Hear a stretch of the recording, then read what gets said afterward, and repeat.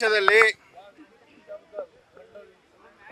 Neat ಪರೀಕ್ಷೆ ಫಲಿತಾಂಶದ ಪ್ರಶ್ನೆ ಪತ್ರಿಕೆಗಳು ಲೀಕ್ ಆಗಿದಾವೆ ಅಂತ ಹೇಳಿ ಒಂದು ವಿದ್ಯಾರ್ಥಿಗಳ ವೇಷದಲ್ಲಿ ಒಂದು ಹೋರಾಟವನ್ನ ಶಾಂತಿಯುತವಾಗಿ ಮಾಡಬೇಕಾಗಿತ್ತು.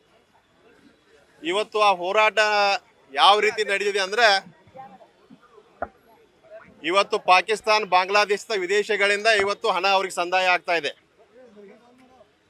ಅದ ಪ್ರತಿಭಟನೆ ಹೋರಾಟ ಯಾವ ರೀತಿ ಇತ್ತಂದ್ರೆ ಅವ್ರದ್ದು ಆ ಹೋರಾಟದಲ್ಲಿ ಲಾಂಗು ಮಚ್ಚು ಬಡಿಗೆ ಕಲ್ಲುಗಳಿಂದ ಅವ್ರು ಹೋರಾಟವನ್ನ ಮಾಡ್ತಾ ಇದ್ದಾರೆ. ಆದ್ರೆ ಅವ್ರ ಉದ್ದೇಶ ಏನದಪ್ಪ ಅಂತಂದ್ರೆ, ಈ ಭವ್ಯ ಭಾರತದಲ್ಲಿ ಅರಾಜಕತೆಯನ್ನು ಸೃಷ್ಟಿ ಮಾಡಬೇಕು.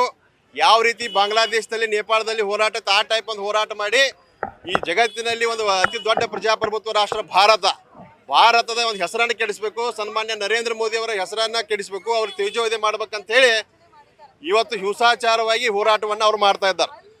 ಆದರೆ ಈ ಹೋರಾಟವನ್ನು ಭಾರತೀಯ ಜನತಾ ಪಾರ್ಟಿ ತೀವ್ರವಾಗಿ ಖಂಡಿಸ್ತದ. ಇವತ್ತು ಅಲ್ಲಿ ನೀವು ನೋಡ್ಬೋದು, ಆ ಹೋರಾಟದಲ್ಲಿ ಒಬ್ಬ ಮಾಧ್ಯಮ ಮಿತ್ರ ಸಹೋದರಿ ಮಹಿಳೆಯನ್ನು ಯಾವ ರೀತಿ ನಡೆಸಿಕೊಂಡಾರ, ಆ ಮಹಿಳೆಯರ ಮೇಲೆ ಯಾವ ರೀತಿ ಅವರು ಧುಮುಕಿ ಹಲ್ಲೆಯನ್ನು ಮಾಡಿದ್ದಾರೆ, ನಾವು ಎಲ್ಲ ಮೀಡಿಯಾದಲ್ಲಿ ನೋಡಿದ್ದೀವಿ. ಆದರೆ ಇವತ್ತು ಕರ್ನಾಟಕ ರಾಜ್ಯದೊಳಗೆ ಪಶುಸಂಗೋಪನೆ ಮತ್ತು ಮೀನುಗಾರಿಕೆ ಇಲಾಖೆಯಲ್ಲಿ 80 ಲಕ್ಷ ರೂಪಾಯಿ ಒಬ್ಬೊಬ್ಬರಿಗೆ ಭ್ರಷ್ಟಾಚಾರ ನಡೆದೈತಿ. ಆಡಿಯೋನು ಕೂಡ ಮೊಹಮ್ಮದ್ ಅನ್ನೋರ್ದೊಂದು ಆಡಿಯೋನು ಕೂಡ ರಿಲೀಸ್ ಆಗಿದೆ. ಆದರೆ ಇವು ಯಾವ ರಾಹುಲ್ ಗಾಂಧಿ ಅವ್ರಿಗೆ ಕಾಣ್ತಾ ಇಲ್ಲ. ಇವತ್ತು ಹಿಮಾಚಲ ಪ್ರದೇಶದಲ್ಲಿ ಪ್ರಶ್ನೆ ಪತ್ರಿಕೆಗಳು ಲೀಕ್ ಅದು, ಬೋರ್ಡ್ ಎಕ್ಸಾಮ್ದು, ತೆಲಂಗಾಣದ ಕಾಂಗ್ರೆಸ್ ಸರ್ಕಾರದ ಅಲ್ಲಿ ಪ್ರಶ್ನೆ ಪತ್ರಿಕೆ ಲೀಕ್ ಅದು, ತಮಿಳುನಾಡಿನೊಳಗೆ ಲೀಕ್ ಅದು, ಪಂಜಾಬ್ದಾಗ ಲೀಕ್ ಅದು, ಜಮ್ಮು ಕಾಶ್ಮೀರದಾಗ ಲೀಕ್ ಅದು. ಯಾವ ರಾಹುಲ್ ಗಾಂಧಿ ಅವ್ರಿಗೆ ಕಾಣಲಿಲ್ಲ. ಧಾರವಾಡದಲ್ಲಿ ವಿದ್ಯಾರ್ಥಿಗಳು ಪ್ರತಿಭಟನೆ ಮಾಡ್ತಾ ಇದ್ರು, ಆದ್ರೆ ಅವ್ರ ಮೇಲೆ ಲಾಠಿ ಚಾರ್ಜ್ ಮಾಡಿದವ್ರು ಯಾರು?